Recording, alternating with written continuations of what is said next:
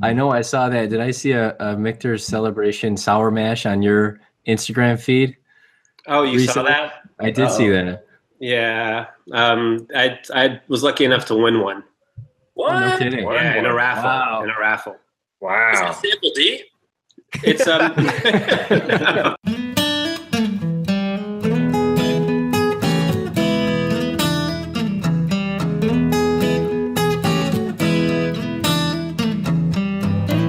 This episode of Bourbon Pursuit is brought to you in partnership by the following.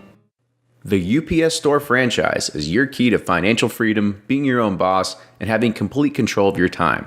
Learn more about having your own top-ranked franchise that offers the stability of a world-renowned brand and business model by visiting theupsstorefranchising.com/bourbon. Day Drinkin Jerky, always smoked, never dried. Day Drinkin Jerky is made with bourbon and other spirits mixed into the marinade and then slow smoked. Find flavors like bourbon black pepper and hazmat saz teriyaki on their online store, daydrinkinjerky.com. Use offer code PURSUIT to save 10% on your first order. Hey everyone, the big news this week is that the Buffalo Trace Antique Collection numbers have been revealed, and I think everyone is pretty happy with the results. With an estimated nearly 38,000 bottles of George T. Stagg to hit the market, it's going to make for a very bunch of happy drinkers. So make sure you go to BreakingBourbon.com, or you can also go to BourbonR.com to view all the details. The guys at Breaking Bourbon did a great infographic with all the information as well as the estimated bottle counts. So make sure you go and check it out.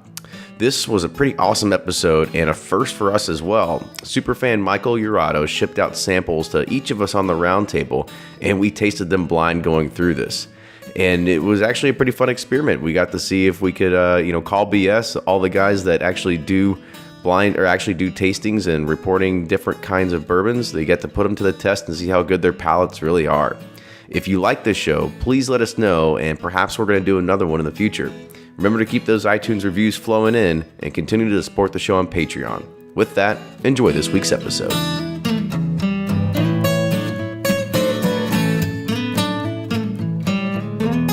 Welcome back to an episode of the Bourbon Pursuit Podcast, the official podcast of bourbon. Tonight is the 12th edition of the Bourbon Community Roundtable. This is something that we do once every 3 weeks. We post it on YouTube Live. We've got almost 50 viewers on right now, and we've got a special episode, but I want to introduce first, Kenny always here. Ryan is here as well. So Ryan, welcome back. Hey, happy post Bourbon Fest week. You missed out. I know. I'm so mad. I missed. I mean, yeah, I was out of town. I missed everything for Bourbon Fest. I missed the damn bourbon releases. So I just gotta live and make do with what I can get by on just good handshakes this year. I guess. You don't miss the hangover that I've experienced 3 days now. So I'm sure. So this is going to be a fun episode because typically we don't really do anything that regards of tasting, right? Because tastes are very subjective. However, we've had a lot of people on the that have always suggested shows, and they're like, "Oh, like do a review of this bourbon or do talk about this bourbon." And we don't know what we're talking about. Like, I don't taste marzipan and fancy words when I drink bourbon, so that's why we don't. It is tough. I mean, we're not typically like trained with our palates, right? We haven't taken like aroma sensory training and all this other kind of stuff, right? And so we typically don't do it. However, one of our biggest fans of the show, who we're going to introduce here in a second, threw us this offer, and he said, "How about we do a blind tasting on the round table, and we send 4 blind samples to everybody that's on them, and we're going to put everybody's palate to the test here." And we'll see if we can guess it, see which one's better or worse. Maybe Mike will be the one that makes the rules here. So I want to first introduce our special guest tonight, which is Michael Urado. And I'm going to make sure I'm saying your last name correctly first, right? You're actually saying proper. In Italy, the I is silent, so it's pronounced Urado. But here in the States, you pronounce the I, so it's Urado. So props to you. You got it. You're dead on.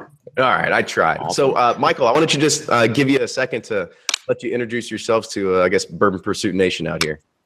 Yeah. Hey guys. I'm actually just one of you guys. I'm longtime listener, big fan, sign in for every roundtable, Patreon supporter, for Bourbon Pursuit and as well as Breaking Bourbon.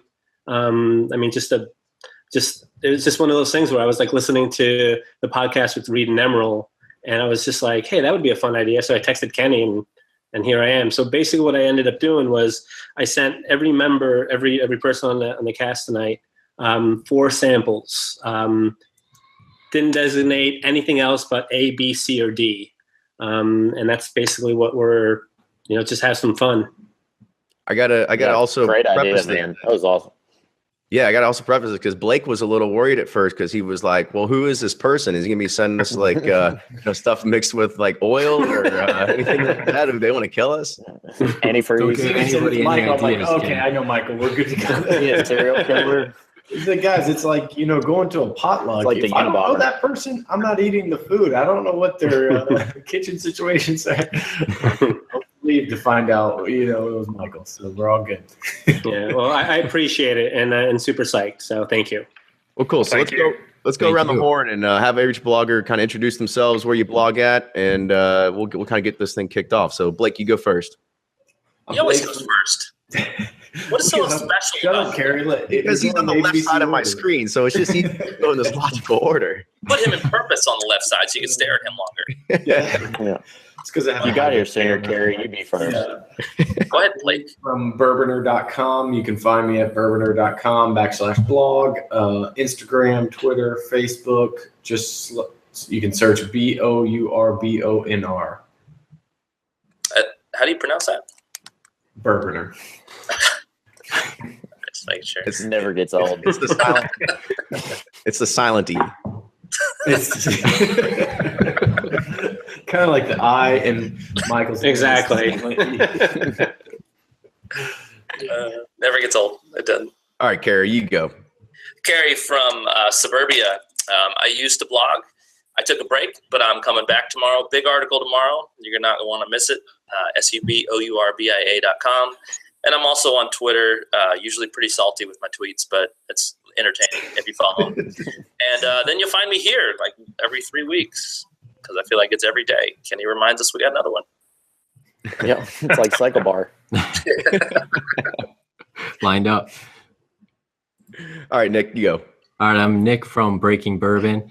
Find us online at BreakingBourbon.com. Follow us on Twitter, Instagram, and Facebook. We do a lot of things. We do the release calendar. We do reviews, articles, things like that. But at the end of the day, the 3 of us guys, we're just like all of you guys here. We just like bourbon.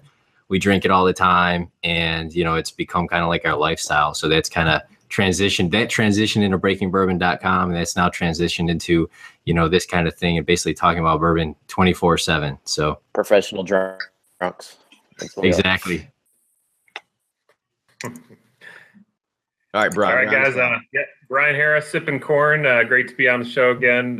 You can find me mostly on Twitter at SippnCorn and just a little bit on Facebook lately, but mostly Twitter and Google blog SippnCorn. I write about legal history and those sorts of things, along with some tasting notes. So I'm really excited about this. Michael, appreciate you doing this. Oh, no, please. I'm super psyched. So Cool. So, I mean, I gotta say, I think the real pressure is on tonight. The real pressure is on tonight for Nick and Brian and Blake because you guys give tasty reviews. You guys give notes all the time. So this is your all time. I will preface this. I did tell Kenny that I wasn't going to throw any curveballs. There's no like there's no like J. Henry or Kings County. I mean, it's stuff that everyone his palate has probably tried many times before. So it's all bourbon. No rye. No rye. No rye. No rye. It's all bourbon. I'm nervous. Surprise! They're all ryes. And no one can tell. So also before we start this, there's one thing that Blake always says, and you had it, and I think it was one of your last articles was, I think you used the word like taste blind like 75 times in one sentence. So kind of give us your theory on why you always want to taste blind. Yeah, because it just removes everything, all the marketing, all the gimmicks, all the, what you've read online, what people pay, price. It just removes everything. So you're tasting purely on whether or not you like it. And I can't tell you how many times I've been surprised. I guarantee you we'll get to the end of this show and all of us will be like, geez, I've actually rated that pretty highly and I didn't like it, or vice versa. I've said I didn't like it and I kind of liked it in this blind tasting. There's just always surprises.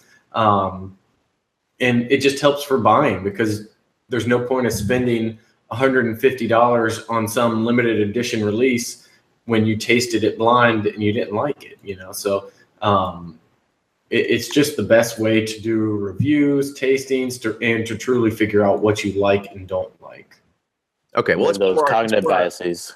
Yeah, let's pour our first sample real quick, and then we'll keep the discussion going here. So everybody pour sample A into their glass of choice. I got a Glencairn. I don't know if anybody's drinking out of anything different. I got a plastic cup. Is that like a hotel plastic cup? That's never been that. So my bring house you is anywhere. renovated, and I have no Cycle bar cups anywhere, so we're going classy. I get heavy marzipan. Don't say marzipan. This I don't is even think I an can interesting tell what one. marzipan tastes like. smells like bourbon. It's the almond sugar or something, right? Or almond. Yeah, I think actually marzipan was like some like It's almond cream something. I found it in Fresh Market one day. see, there you go. Like, I get a lot of vanilla. Yeah, I say it's a little funky to me. It's I don't know. What do you guys think? What kind of notes are you getting out of some this? vanilla, a little bit of spice, and there's definitely some caramel. And I was kind of the first sip was like leaning to more to like a Heaven Hill taste, but I think it has too much sweetness for that. Oh, it's But very there's a lot sweet. of butterscotch on the nose. It is sweet nose, Very sweet. sweet taste. Probably around like a 90 proof, something like that. Yeah. It almost reminds me of I just had Michael's video stream popped up on mine to try to see if anything I said he gives a tell. It's like playing poker. His poker face is all too good. Yeah, I'm getting that vanilla caramel, a little bit of oak on the nose. Does taste about 90 proof. Definitely tastes under 100. Jeff Pearson wants us also to guess the age. So if you can guess maybe a possible age date on it. I like say that. I put 6 that to at 8. like probably 90 proof, about 8 years. And Kerry is also drinking from a plastic cup, so he's probably going to have some BPA floating around in his. I'd go a little higher than 90. I It's one want of to say those. maybe a week, just based on the sweetness, but I'm just not getting. It's very sweet. Spiced. it's young though. I can Yeah, tell. it's very young and sweet. Age has been a tough If it- thing, though. If it were I've wheat, tasted- it would taste. Yeah, I you just taste get like the that youngness golden- a lot sooner. But it's I've actually tasted good some though, that the finish. don't always taste young or old, and then they're the golden opposite. raisin and kind of It's actually pretty good. Not bad. Yeah, I like it. Old Charter 8 year. Is that what know, you're going with? Something like that? You think it's a Buffalo Trace? You think that's where it's originating from? I don't know if That's what I'm leaning towards because of the I kind of sweetness. smell Buffalo Trace's white. You can almost smell their mash bill sometimes. See, I'd say maybe special reserve or antique if I had to. It's not 12. I don't think it's antique at all. No, I don't. Yeah, I think it's probably Because for the antique's special 107, reserve. right? So it's going to burn a little bit more. No, antique is. I think antique's a lot sweeter, in my opinion. Yeah, antique's gonna be stronger than that. I don't have special reserve that often. I'm not going weeded on this one. I'll be an outlier. No. I feel like I'm that's a going good weeded. comp. Like this could be WSR. I think it's WSR too. Now that you say it, not of a cognitive biases. I've proclaimed it many times on the podcast before is that I do not understand the hype of WSR because I always think it tasted horrible. And if this is what WSR is, then I don't know. Maybe I eat Then some you're going to buy words. a bottle. Yeah. Is it good enough to be Blanton's? I think that's my question. I have been drinking Blanton's a lot lately. I get much of like It's really so. the orange peel and more of that than You see how clear it It's is? too in sweet to be a Blanton's. Yeah, it's the color is very light. Chris In my Haynes said if you Could be my enjoy it, cup, Chris but Haynes said if you enjoy it, it's not special reserve. Just by default. Yeah, I agree. If it is special reserve, I'd be surprised. But I mean, I'm not the. I don't know. I'm not overly overwhelmed by it, but Yeah, I think it's pretty good, but I'd put it in the a daily drinker category. Can we get a hint, Michael? Can we get a hint at any sort, like maybe an age range? It's interesting. This particular bottle, the age is a bit of a mystery. I thought it was about 8 to 9 years, but when I did some research on it, I saw some places where even said it was like 18. oh, Really? Yeah. So I mean, I don't know how accurate that is, but it's It's not. it's definitely not special reserve. So it's an orphan barrel. It's got a blend. Which that's where yeah, it's Blood Oath. Gifted pony. Yeah. Gifted pony, right? see. All right, so let's do this. Let's put on a rank scale of 1 to 10. Like, where would you guys put this in your rank scale? 6. Yeah, 7. Yeah, I'd say I'd say right in five that to- range. It's 5 to growing 6. on me. It's growing on me, but it'd be interested to know, like, our ratings might change once we know what it is. Oh, and that's why we're That's why we tasting do it blind. Yeah. Well, and also the first one always, I think, when your first taste of bourbon is like, you kind of like open things up a little bit. Yeah. And so I bet if we came back to it later, it tastes a little bit different. Oh, definitely will. Yeah. Comparison is always makes a big difference. I think I like something more or less than I do. I'll taste it against something relative to that, and suddenly I like it a lot more or a lot less, relatively speaking. And your Yeah, buzz it's not like- increases, so it changes things. Is this? Yeah. Will it? Well, no.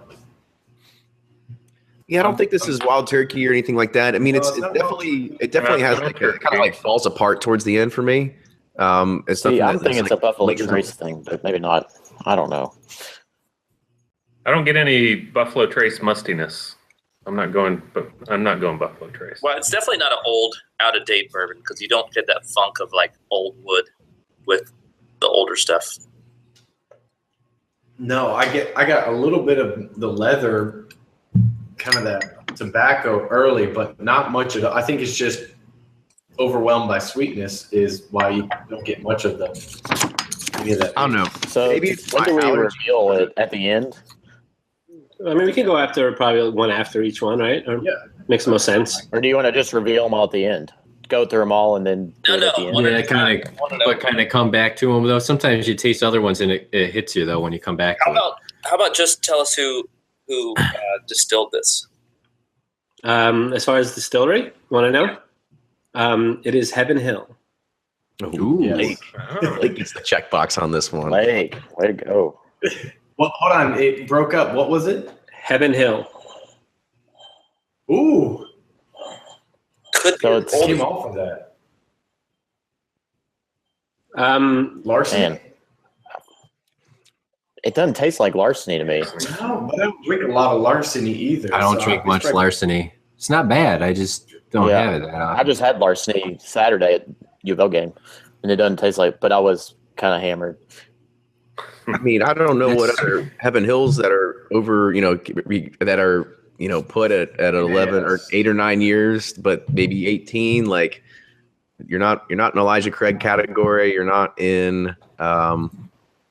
maybe it Do wasn't. you remember Parker's Promise of Hope? Remember that? Love Parker's Promise Hope. This is not Parker's Promise. Yeah, it's No. not promise of hope. That's probably the one bourbon that the first time I had it, it was instantaneous. Yeah. I knew I loved it. I mean, I I feel remember bad I we were don't know having what it is. we were having a tasting with a liquor store owner, and the first thing he said when he tasted it was the first time for him too was, "All right, I'm not selling any more of this." Took it all off the shelf and kept it all. He liked it. Is Gilbert this like a current bottling? What? It's actually It's not like a pre-fire or anything. It's like a current, like, Oh, is it a current bottling? should I? It's kind of. That's It's going to giving start it away. giving it away, isn't it? yeah. Yeah. So are we revealing at the end of each sample, or are we waiting till the end? I think Michael makes the rules here. Yep, Michael makes all the rules. Yeah, I just say we just reveal it one after the other. That way, it's kind of Yeah. like And then you Tastes can go like back. This way you can go back and be like, oh, okay. It's a 1995 Evan Williams single barrel.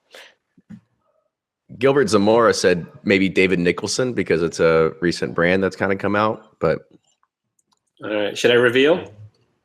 I think it's time. Let's go ahead and reveal. All right. 1988. 88, dang. 88, Evan Williams. Wow. Nice. Well, after I think what we asked there, like 7 questions. After 7 questions, we started narrowing it down. So That was a huge whiff by me. Yeah, I was actually surprised it didn't have that much funk to it. But it's I just love this bottle. It's a great. Now that we keep drinking it, it's like it keeps getting better and better and better. there's the bias coming in. Let's re-rate it. Pre-fire. All right. So what are they at age right now on those? Are they down to about 8 to 9 years? They're less. They're about 7 now, right? I thought they were still 9. I thought they were still hanging in that. I see 2009 all the time now. Yeah, they're 8 to 9 now. This one I did some search online, and a couple of places said it was 18 year. It was like, it really surprised me, but I'm like, the color is too light to be 18 in my opinion, but I don't know. Maybe was it a special release or anything like that, or a single barrel pick, or is it just off the shelf? No, it's it was to Japan.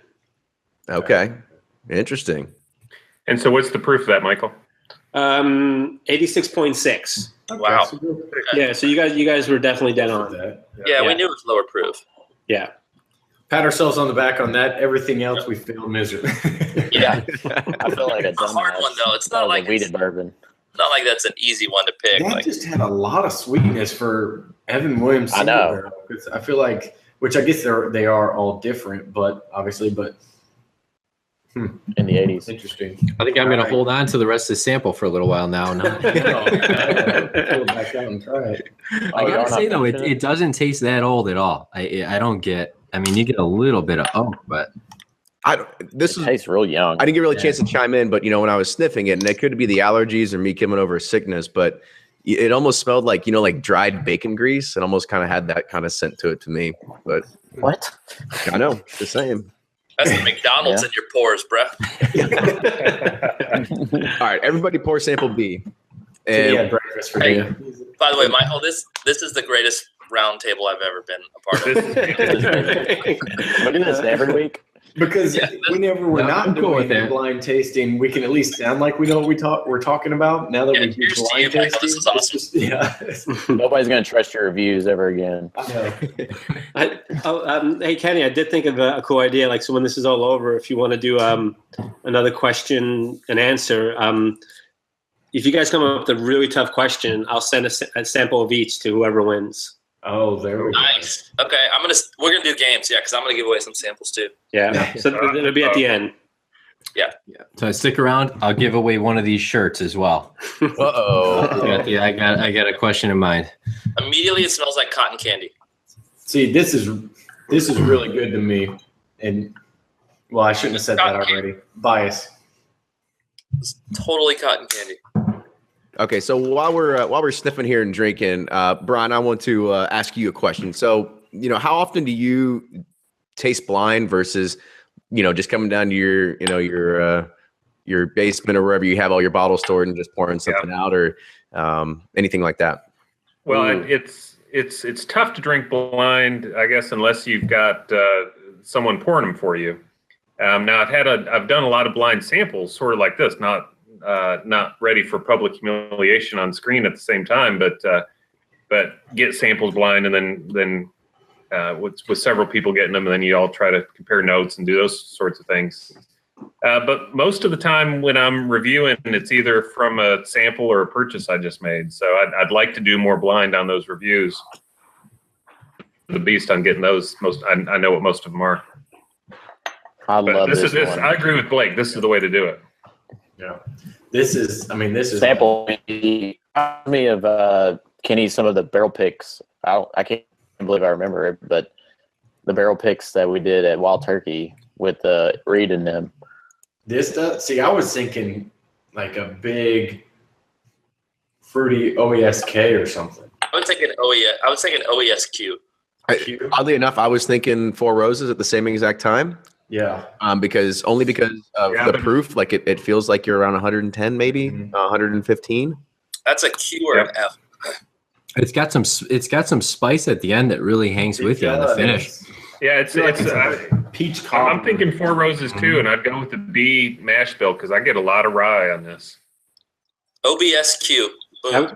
I will say it's delicious. I really like this bottle. It's very good. It's awesome. Yeah. Either OBSF or OBSQ is the recipe. Now I got to look at my recipes. It's a 9-year, 8-month recipe. I'll say not. I will say, like, this is also somebody else that mentioned to us. Maybe we'll do it for another roundtable. Somebody said that we should do a blind tasting with all the 10 samples of Four Roses and kind of going through them. But I'm in. Here's the problem, and we've done that before. There is still some variation between the bottom barrels themselves to where one OESK may not taste anything like another OESK. I agree. Yeah, because friends of mine in the Orlando Whiskey Society, they picked I think it was an OBSV, but it was just like no Four Roses I've ever tasted before. Yeah. And that's where they're like, yeah, this thing just stood out. We're just automatically like, yeah, let's taste that, because you do get a lot of that, which is crazy to think that, you know, the warehouse location plays that big of a difference. Or it could just be the oak and, you know, part of the tree that was made for those barrels. But I actually just pulled. Granted, it's a Four Roses. Yeah, I saw that, cheater. I had to pull one of the hang tags off my Four Roses over here so I could figure out, like, look through all the recipes again to figure out, you know, kind of where I could put this. Because unlike you all, I haven't memorized them all. So remember, I'm the host. I don't have to be smart. I invite the smart people along. That is totally a Q yeast. Oh, it's not Q. I don't get Q because I get much more. I'm sticking with either K or V, but maybe OESV. I would agree with that's probably B over E. Yep. But watch it not even be Four Roses. Watch it. I'm thinking more. It's gonna be a Russell's. I'm thinking either OBSF or OESF because I definitely get like a mint to it. I don't know about you all, but there's some menthol in there. Yeah. I've gotten much more though from Four Roses in there. All right, I'm putting my final guess at 4 Roses, 9 years, OBSV. It's gonna be crazy. We're gonna go through all this, and it's not gonna be fucking Four Roses. I hope so. I mean, this is old. This is at least 12 years old. I mean, this is older than I think we're talking about. It tastes like it has more age than the previous one, than the other ones. Oh, it definitely does. Well, it's definitely stronger too. Like, there's definitely more proof there. Yeah, it's in that above 100, 110, maybe a little higher than that. So Michael, let's start narrowing it down a little bit. We're all mostly in agreement on Four Roses. Are we dead wrong? Should we start over? Actually, all done. We did it. B yeast though. So go ahead. Let's see the bottle and the recipe. I think it's time for the reveal. Yeah, B mash bill. All right. Basically, so it's a Four Roses private select, right? But just wait for it. It's Bourboner Release 2. Oh, there you go. Nice. It's a Bourboner pick, and it's OBSK. Oh, OBSK. Nice. There we go. Nice. Dang it. I knew I should have stuck with my first one. So that's what I'm saying. This OBSK tastes nothing. So Four Roses OBSKs to me do have the cotton candy smell, which is what I smelled initially. But the taste is so much. There's so much more pepper than I'm used to with the K yeast. Like, that's surprising to me. What's the age on this, Michael? 10 years, right, Blake? 10 years. Yeah, I think it's 10 years. So was 10 years. I was between two high rye, 35%. Yeah. I was between two barrels, and a buddy of mine was like, "You have to select this barrel. It's way better than the one you are going to select." And I ended up being able to get both of them, and he was right. This one was way better than the. Pretty good. Yeah, Blake. I really when I first opened this bottle, I was like, "This is one of the best private selects I've had." Me and Michael are actually in on this. The secondary value of that bottle just skyrocketed. They got bunkers of them. I know. Just kidding. There's no collusion. I didn't know. If that was the case, it's a misstep on my part. So it's almost done. It's opened. Well, we all figured out the Four Roses, but I was way off on the yeast. I thought that was a Q or a F. That was definitely I spicier. fucked it up completely. This It's is a hard great to tell, pick. though. Yeah, I'd say this is one of the better Four Roses picks I've had. I agree. Fantastic job. I totally agree. I totally agree. Quotes Yeah, I going think on my it next sucks. bourbon secondary post. Quit blowing Guys, up let's Blake's ego. let's not give Blake some pats on the back, okay? Like, this is the worst Four Roses of. Granted, I was given 5 samples, and this was one of 2 I picked, so it's kind of like shooting fish in a bucket at that point, you know? It's like Yellow Label. Yeah. This episode of Bourbon Pursuit is brought to you in partnership by the following.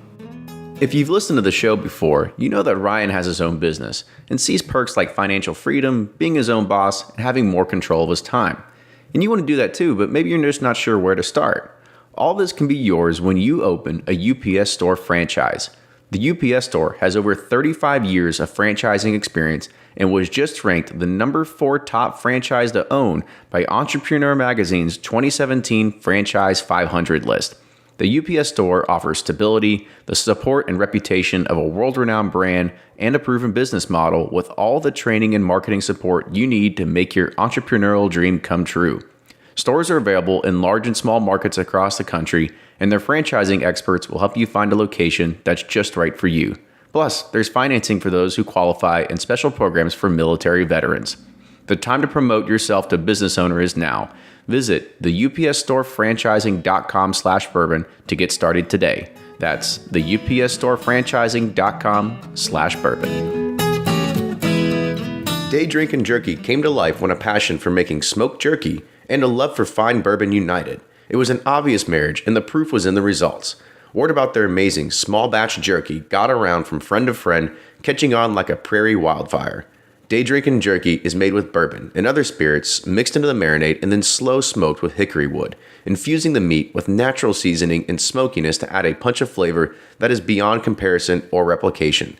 With options like beef jerky, beef sticks, and turkey sticks, with an impressive lineup of flavors such as bourbon black pepper, rime lum sriracha, and hazmat saz teriyaki, Day Drinkin Jerky will keep your taste buds happy for days.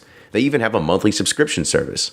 You can find them on Facebook and shop their online store at daydrinkinjerky.com. Use offer code PURSUIT to save 10% on your first order. All right, so let's go ahead and start pouring sample C. And while we're pouring this and sniffing, I'll ask a question over to Nick. So at the very beginning, Blake had mentioned, it's the nature of the beast is right now with limited edition releases that you have to,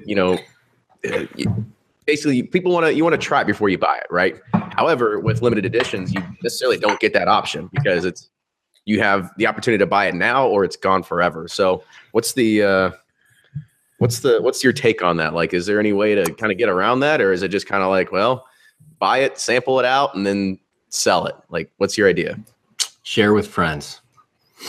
Sharing is caring. It's that, I mean, I guess you can't buy necessarily everything. I guess it depends on your budget. Maybe some people can't buy everything, but definitely sharing can ease that. If that's what we do. I mean, we share just about everything between the three of us. When we buy a lot of limited release stuff, there's been years when we bought way more than we probably should have, and that just ends up being more for friends and family. So I guess sharing is caring, right? So sometimes you can get that thing that you're not sure, buy it. Well, you might be able to find somebody else who has that other thing you want, right? So buy it if you can get it sometimes, trade it, do whatever you got to do, to kind of get those things in your bunker that you want to have. But don't go crazy. Eric wrote that article a little while back about kind of a different view, changed his perspective. And I got to say, I agree with a lot of that where, I guess we've gotten to the point where we don't go too crazy trying to buy and find everything, because it does get to be a little overwhelming. And there is a lot of stuff out there that's just, I don't think it's really as good as it could be. It's not as good as it's made out to be. It's just everyone playing in on the limited release, stuff going on right now. In fairness, though, who actually decides to pass up a really limited edition bourbon because they tried it and didn't really like it? I mean, who actually would say, "Oh, you know what? I didn't think the Eagle Rare 17 was that great this year. I'm going to pass it up." Or you gotta buy it. Even if you gotta buy that. Like, I tried the Four Roses LE. I don't think the 2016 is that good. Are you going to tell your store that has called to offer you one that you're going to pass on it? No, hell no. You're going to buy it anyway. I think these days nobody buys the bottle based on taste. They buy the bottle based on hype, based on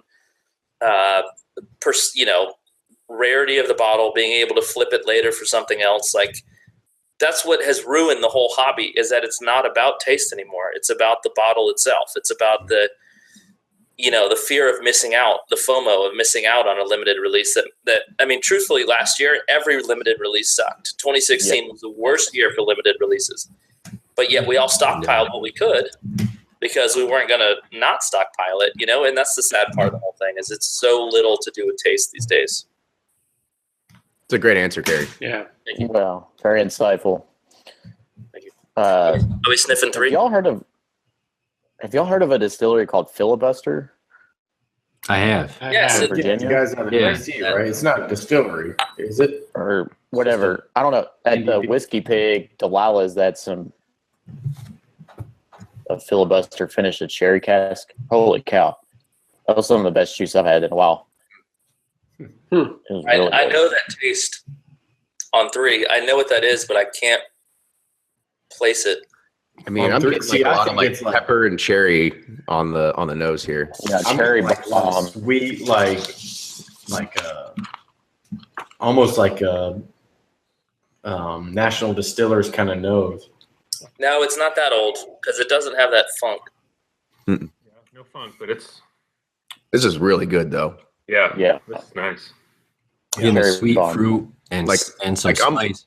I'm gonna put this one towards the Buffalo Trace category, but not Buffalo Trace. I'm just saying, like, from the distillery, possibly.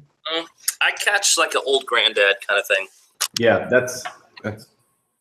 You're saying not the I modern. don't know. I had about 30 pours of Old Grandad at Whiskey Pig, and I'm not getting it. Kerry, you saying modern Beam Old Grandad or? No, like National. maybe even a National Distiller's Old Granddad, but Like a 91 seat? That's. yeah. I don't get that. I don't get that. Hey, There's we a little need bit of some funk, but not a lot. Like when they were transitioning from the good to the bad, like they poured a little bit of the good and a little bit of the bad together and like made a batch.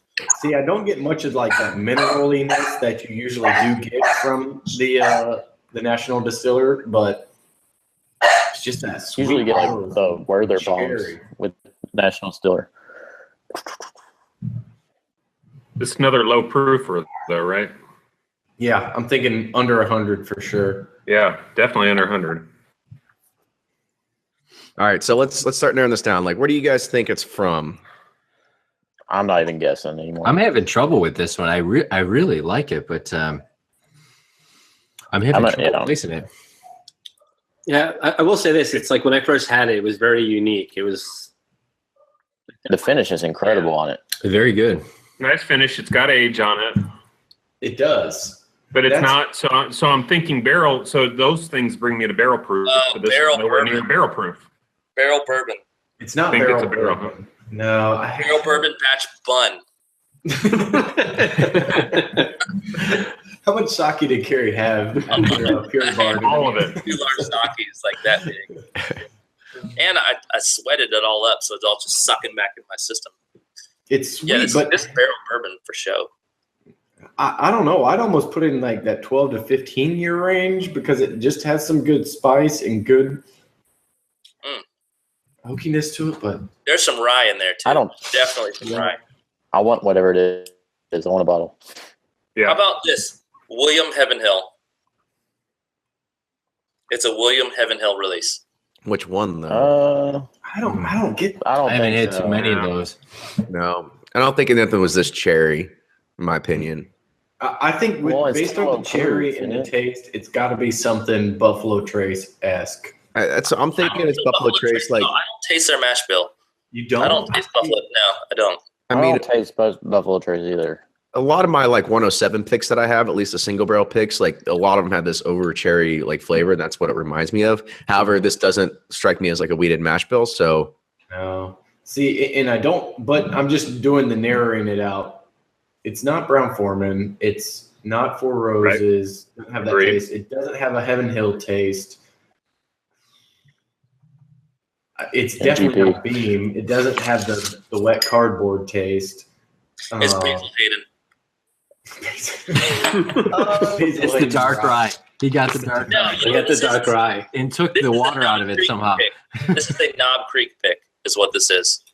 Brett Williford said, "Do you think it could possibly be?" He said Kentucky Spirit, and I'm like, well, maybe it could be Wild Turkey, like a Russell's pick or something. This but is a Knob Creek pick, is what this I wouldn't be shocked with like some kind of Russell's Reserve or I think even Smooth some kind of Ambler. Elmer Keeley Yeah, you know, you commemorative mentioned or something. is. No, this is an MGP.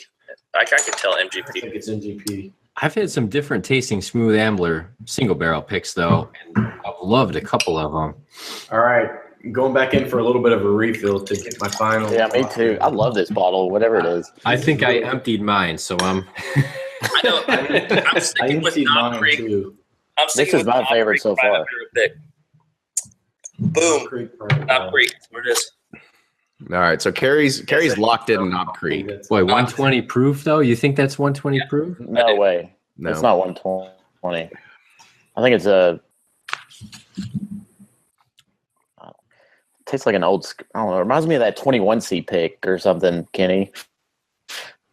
not to me. I gotta stick with you, No? Ryan. I think it's an old scout. I think it's an old scout single barrel. It definitely could be. Only because I feel like I can't pick it anywhere. So give me some. I'm having a great time. I'm enjoying it. Yeah, I've been way off. I know you're just sitting back watching us all squirm. That's it. This is the greatest thing ever. This is the best night of my life. I mean, I'm still thinking like it's closer to a Buffalo Trace, but I don't know if like it could be like a E.H. Taylor single barrel or something like that. I'm just not getting that. But I had I've- each Taylor I've the been other way night. off. It's not hitting that for me. All right, let's call it because it's 9:45. So let's go. All right. At least give us a hint. Should I just reveal it? Say Buffalo Trace. All right, yeah, reveal it. Reveal it. This was a tough one. This is a tough Yeah. one. This is. It's a tough one because it's. I will say it's very unique. E.H. Taylor, damn. Warehouse C Tornado Survivor. Ooh, wow. How much did I use of this? Yeah. That I was wasn't expecting anything that nice. that was a treat. Wow.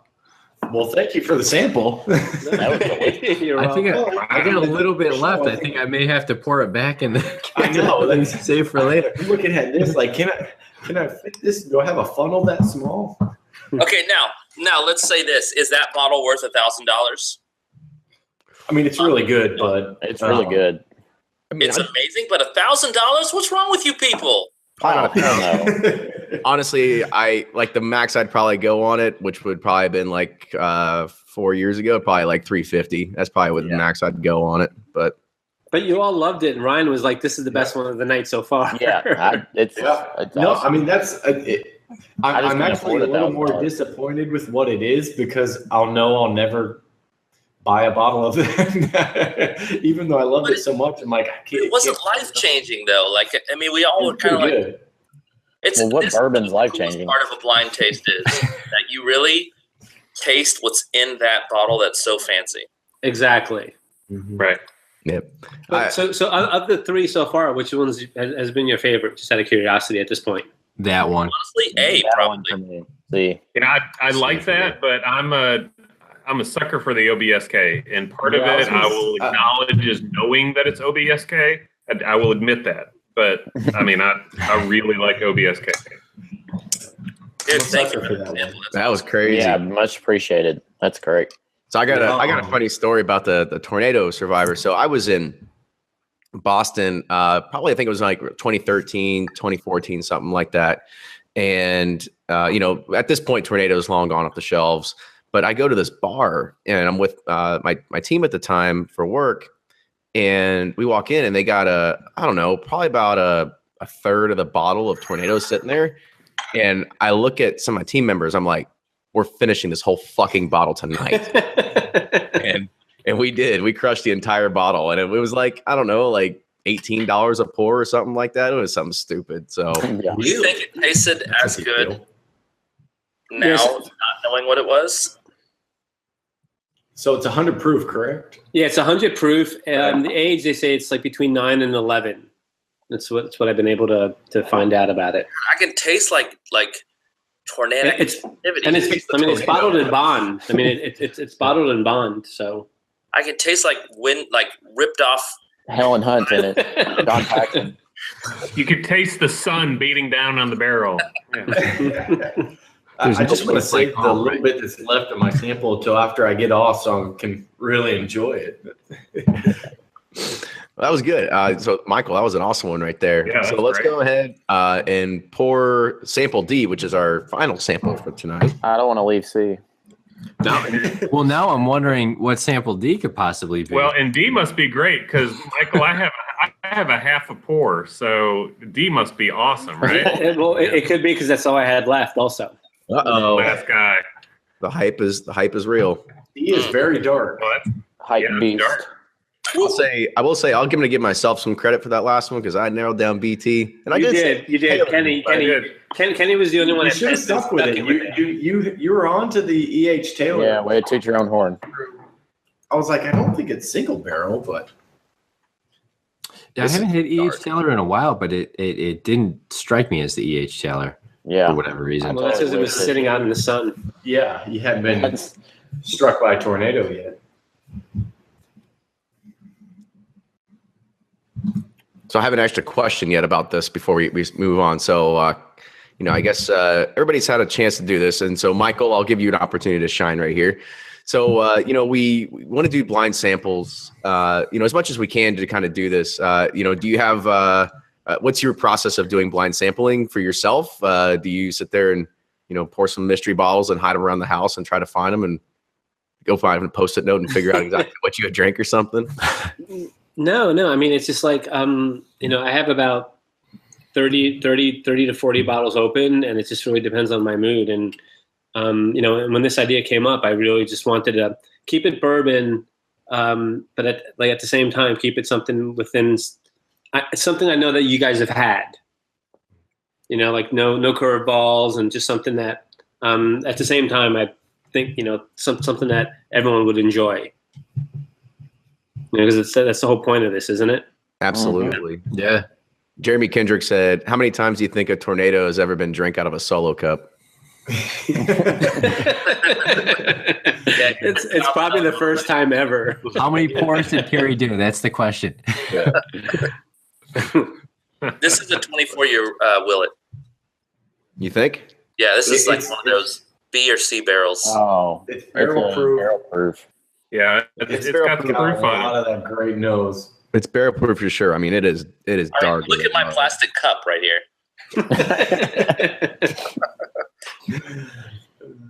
Yeah, when it definitely reminds me of a Willet for sure. It's got that corn, like a really low rye bourbon, nice and barrel proofish, but not like burn your mouth barrel proof. That was the only. It's not like hit you in the face with like a 130. Maybe it's William LaRue Weller. I can still taste it. No. Like Yeah. it's still, No. it's still lingering. It's a Willet, which means it's a Heaven Hill. You think it's a Heaven Hill, not a sourced Willet? from every distillery except for Maker's Mark. I feel like that's a little bit darker than. I think you could be right about Heaven Hill though. And I just pulled out my 24-year 3707. I was going to see if I could sniff it out of the bottle and compare it. But What's the variation of Heaven Hill Take a select sip out of stocks the that are bottle. out there? A lot of those select stocks are finished though, so a lot of cognac finish and stuff. Yeah. yeah. Are they all finished? Well, not all of them, no. Not the 20. But I feel like the 15-year, the original William Heavenhill, like you can really taste the oak in that, and this doesn't have a whole lot of oak. This is good though. It's definitely a weeder. Really good. It's got the honey and caramel with the weeder that I always smell. So it's definitely a weeder. I think it's William LaRue Weller. No. C22. Yeah, because I think it's like in 120 proof range.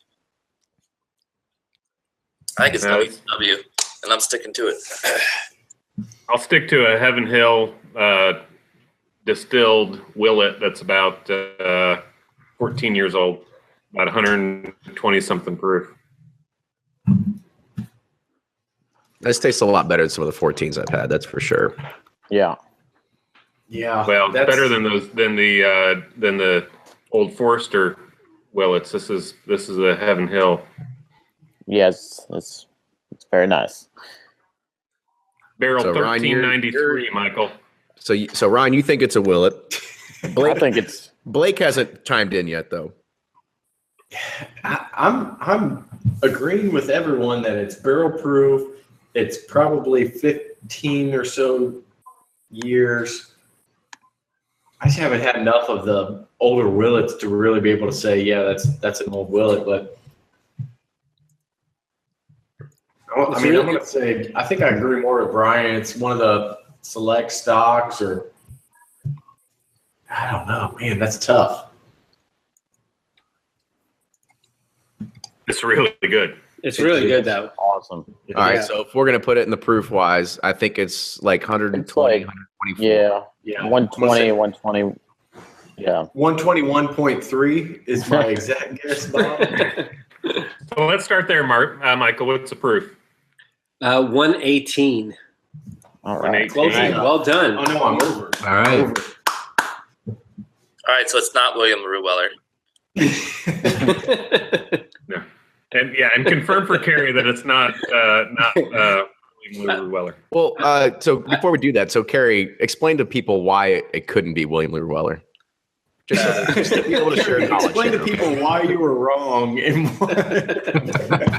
Well, teacher, the reason is I do not believe William LaRue Weller has ever been under 124 proof. Actually, that's not. In 2000, 2001, 2002, they put out a 19-year that was 90 proof. Okay. That's not it, though. Kenny, Okay. I think Michael needs to take over for me. He's much more versed in bourbon than I am. We need to get some guests who actually know what they're talking about. Yeah, exactly. I'm not qualified. But seriously though, hasn't all of them been like really tasty? Oh, They're all incredible. fantastic. Yeah. Although I will say, Michael, I don't see you drinking over there. Maybe I missed. Oh no, I've been drinking. I've been drinking. All right. I just haven't been commenting. I've Focus So on that is the- William Heavenhill then. Hold on. That's William Heavenhill. I mean, I never had the good William green Heavenhill at William 118. Heavenhill, so I wouldn't know. Yeah, the good green one was like 137 proof, and it Yeah, I thought it was like really- 134. it hit you. I mean, It was Smooth big. Angler or something, Yeah. doesn't it? To be 118, this taste, this age. I'm not thinking of much else that would fit that category. So I got an idea. So I know Michael lives in New York, and I had we had a lineup of some really good Willets a few weeks ago. And one of the top ones we had a bunch of 20 plus years. And then we had this like outliers, like a 12 or 14 year, but it was an Astor store pick. And I know since Astor's around there, it could be that. What if this is like this is Kentucky Owl?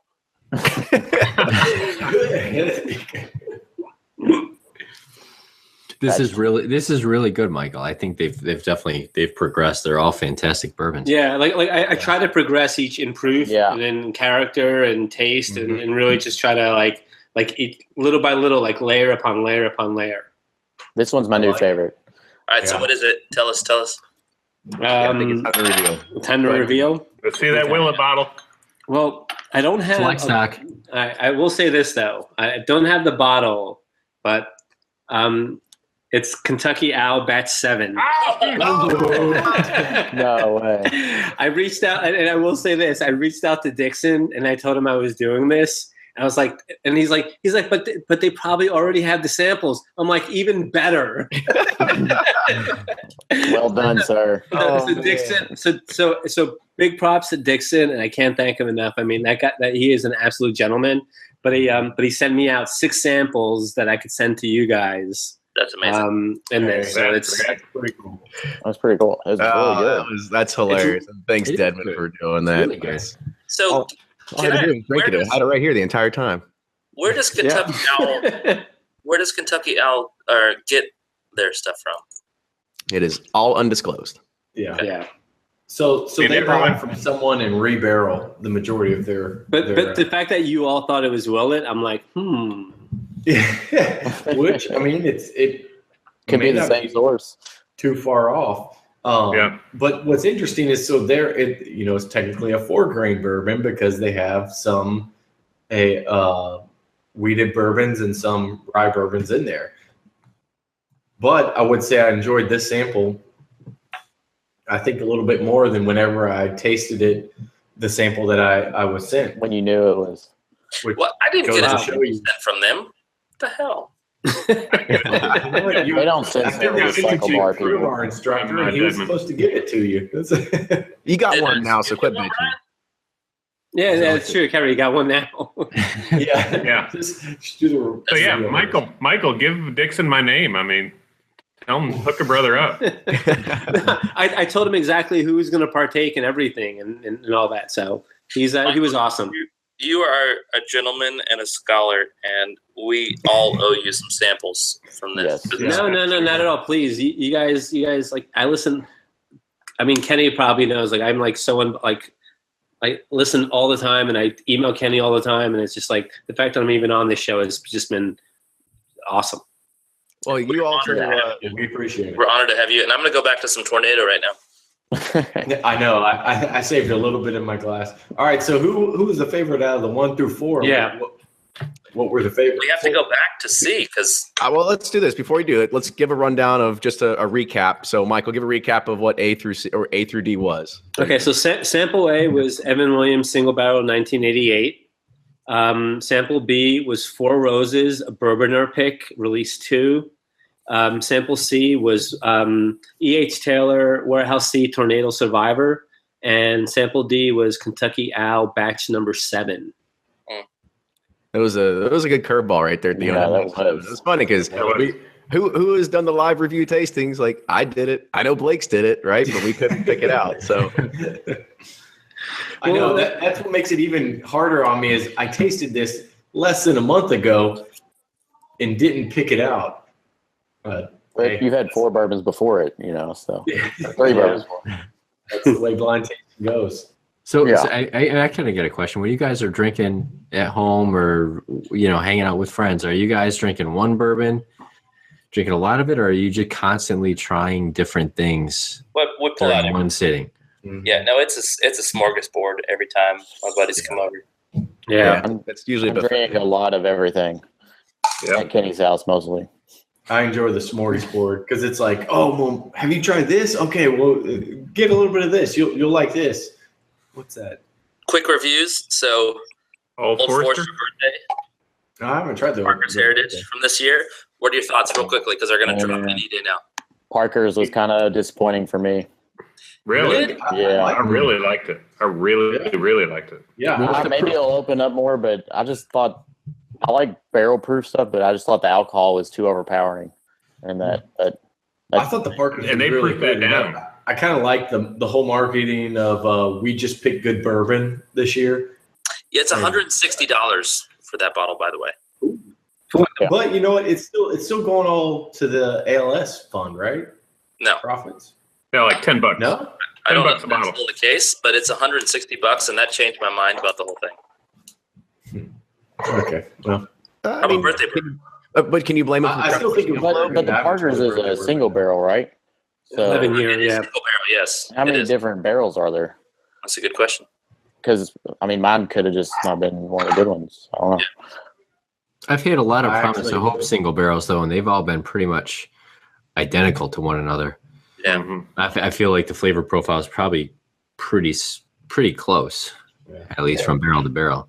And what Kenny, was I'll let you try mine, but it just didn't do it for me. I don't know. Well, Kerry, what was the proof on the new Parkers? This single barrel. Like 122 or something? Yeah, mine's They 122. actually didn't say on the bottle itself. Let me grab the. I mean, Promise to Hope is only 48%, right? So it's probably a big difference in regards of the taste profile as well. You know, when you water it down that much. Yeah, you may notice the differences more being barrel proof. 122 proof is going to be Parker's Heritage.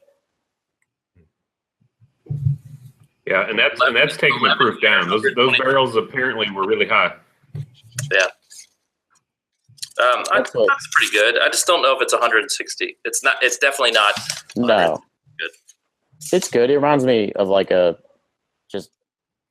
told Kenny it tastes like a Willet. Yeah. They probably are the best name. All right, so we talked about PHC. What about birthday bourbon? I haven't had a chance to try it. I haven't had it yet. Probably won't. I feel like this is the two camps of birthday bourbon. I like it a lot. I hate it more than anything else in the world. And it's like you very rarely find anyone in the middle. People who hate it say that there is a bitter taste that they taste in every batch of I agree. birthday bourbon. And I don't taste that. I actually enjoy Old Forester birthday bourbon. I like it. A lot of my friends don't like it, and they say there's a bitter taste to it that they have every time. And it's the same thing with this year's batch, too. 2013 was the only batch that they like from Old Forester birthday bourbon, and apparently that was an accidental. Found out during Whiskey Fest this year that it was an accidental batch in 2013. I like this year's birthday bourbon. I've always liked them. I feel like this year's. I'm curious. Like there was a tornado that we had a label on one, but what made this one accidental? I don't know. They dumped the wrong stuff or something. The 2013 was accidental? Yes. Because that's actually one of the only ones I really like. Right, that's the thing.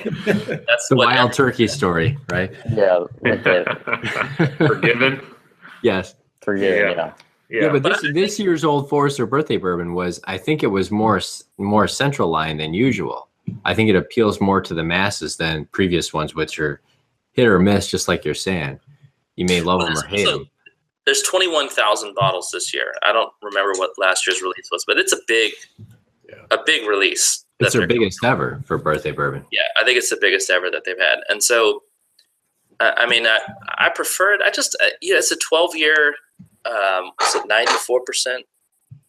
96 proof for, the price goes up about $5 every year. So we're probably at about $90 now retail. And it's damn that bottle takes up so much space, right? You try to store a bottle. Like, all I think of is Fat Bottom Girls by Queen. Like just fat bottom bottles taking up space is the only thing that drives me crazy. But I still like the taste of the birthday bourbon.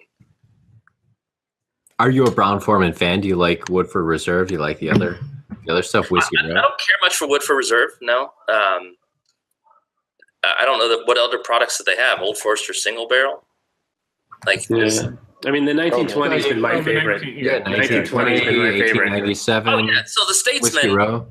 the Old Forester Statesman, I went through a bottle in about a week. I love the Statesman. Whatever they did, wherever they age those bottles, I get it's only 95 proof. Wherever they age those bottles, it's awesome. It's a great release. It's gimmicky.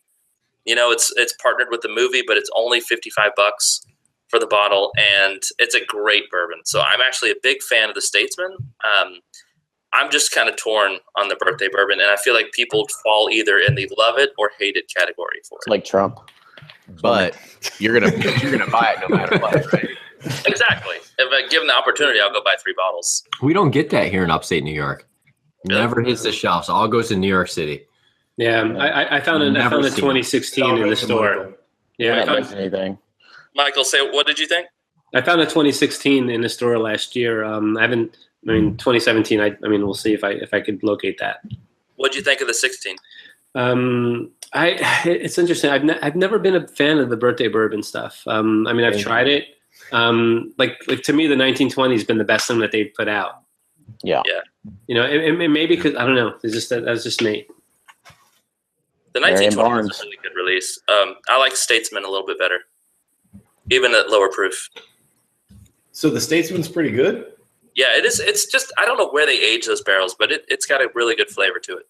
What do you think? I mean, how many barrels does Brown-Forman have sitting around? They have to have some really good stuff. It's kind of like put out a shit ton of them. Me and Kenny went there to the cooperage. It was insane.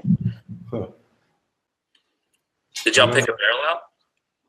No, we just did the cooperage tour where they filled them all. Yeah. Which is actually pretty cool. Yeah. It was cool. Yeah, I'm sure it's cool. Here, I'm going to have a little bit right now, and then I'm going to send the rest of this to whoever wins our asking contest.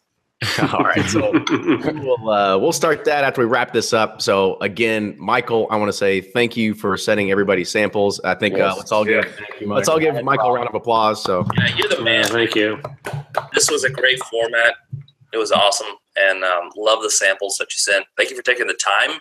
Like I can't even take time to send one person a sample pack. Yeah, me either. 5 people. It is a big time commitment to pack them up. It was easy to do at like 3 a.m. If you don't sleep, it was amazing. Yeah. deal just at 3 a.m. and thanks again, Michael, for being a super fan. It's much appreciated. Definitely great to have you on the show and be a part of this. This was really fun. So one more time, I want to let everybody kind of go around the horn and just talk about what you do and if you got anything you do in your free time besides drink bourbon. Kerry, I like to cycle bar, and I stay active. See that treadmill behind me? The physical activity allows me to drink every night, so this is good. I keep my heart healthy.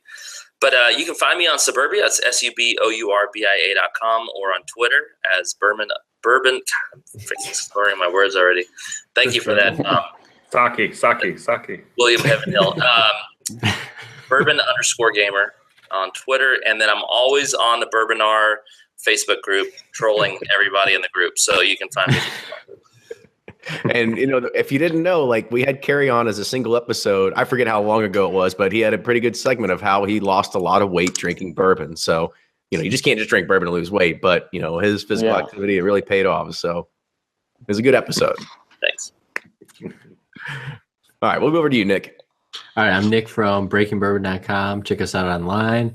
And hey, support us on Patreon. We really appreciate the support. We're working on a lot of cool things right now, hopefully launching in the next few months and beyond that. But we appreciate the support. We appreciate our fans big time. And also follow us on Twitter, Instagram, and Facebook for kind of updates and things of that nature. So thank you for following Breaking Bourbon. I can tell you this, when that antique stuff comes out on your site for that, because you do that graph that nobody else does that shows number of Right. Yeah, you earned money in the fall. I'm going to tell you something. So we have been watching and refreshing, waiting for that information to come out like you wouldn't believe. We are lined up and ready to launch that information when it comes out. And it's late this year. It's really late this year. Yeah. But, it's always fun to see those, to see the letters. The Buffalo Trace gives a lot of detail. I got to give them credit for that. It's really fun as a bourbon geek to kind of see that detail. They're fantastic. I know it's funny because they're like, we're not really saying how many bottles there are, but, well, you told us the proof, the number of barrels, and the evaporation rate. So you really told us that already. So it's funny that they're kind of surprised that we know about how many bottles there could be. And in the bourbon world, BTAC is, as much as last year there was kind of some duds within it, at the end of the day, BTAC is one of those that you really love. I mean, across the board, usually they're all pretty good, different expressions. So I think bourbon enthusiasts always love BTAC. Everybody's excited about it. Pappy gets all the press, all that, but at the end of the day, you get the range, you get the kind of interesting flavor profiles with BTAC. So we're really excited about that coming out soon. So let's move over to the guy who has ruined BTAC hunting, Blake, with the release maps. I ruined it before it was actually a big thing, so I just want to put that out there.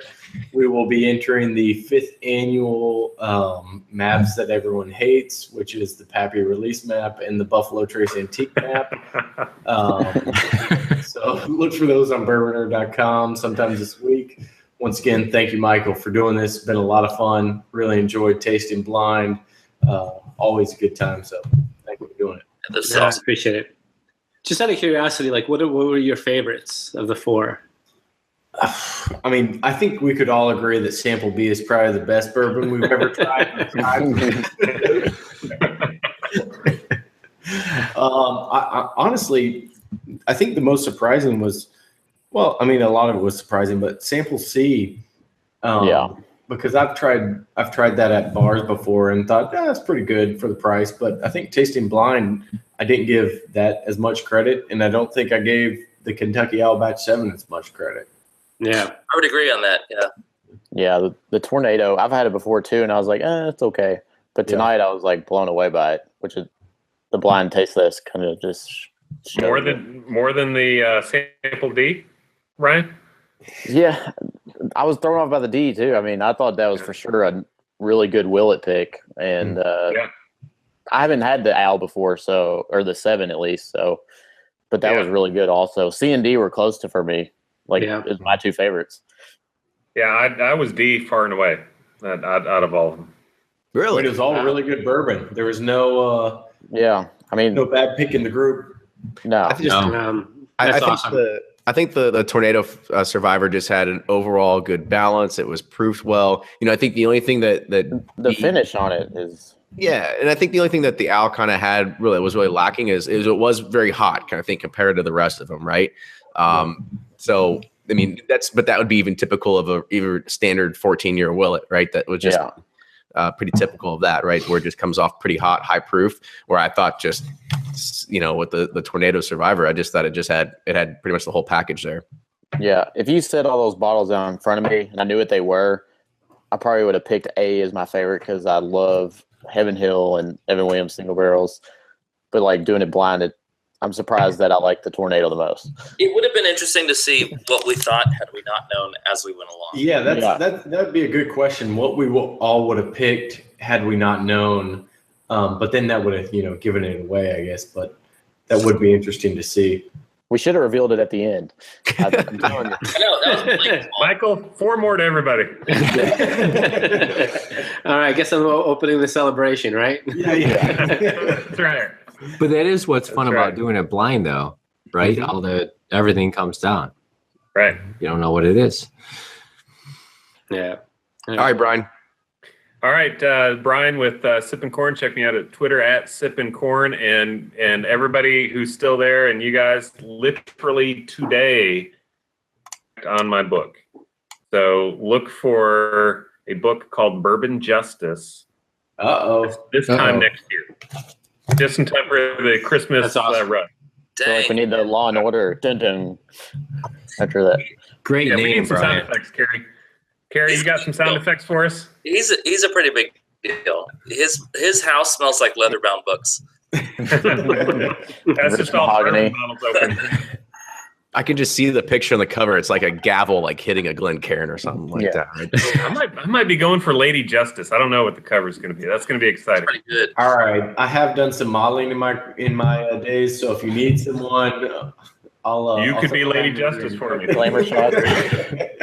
This isn't the Babies R Us catalog. Like, come on, this is like the Lululemon special. I got you. Yeah, you got it. All right. Well, we'll sign it off. Michael, if you have any closing statements for us. No, just thanks for taking part in this, and I appreciate Kenny and for all he does, and all you, because I visit all your sites regularly, and as an avid reader and drinker, I appreciate what you guys do. And as far as for myself, I'm just a fan of bourbon. I have my Instagram collection on Instagram at Flight of Bourbon, and that's about it.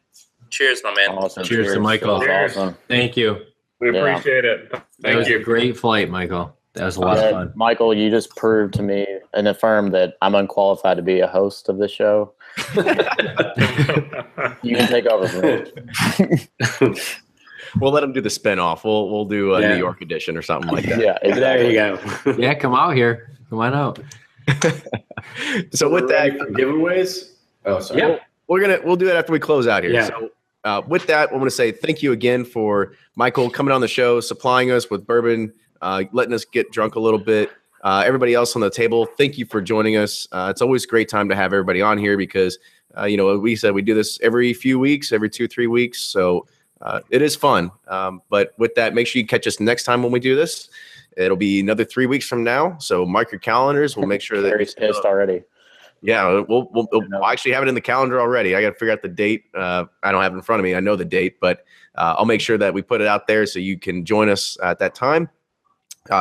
Make sure you follow us on Instagram, Facebook, and Twitter at Bourbon Pursuit. Also support us on Patreon, patreon.com/Bourbon Pursuit. And Ryan, close us out, man. Yeah, hopefully it doesn't conflict with cycle bar class next time. But yeah, that was awesome. Great idea, Michael. I mean, that was a killer episode. Ton of fun. I hope we can do this again sometime. That was a blast. But appreciate everybody listening. If you have show suggestions, you want to send us samples again and do this again, we'd love it. So we'll see you next time.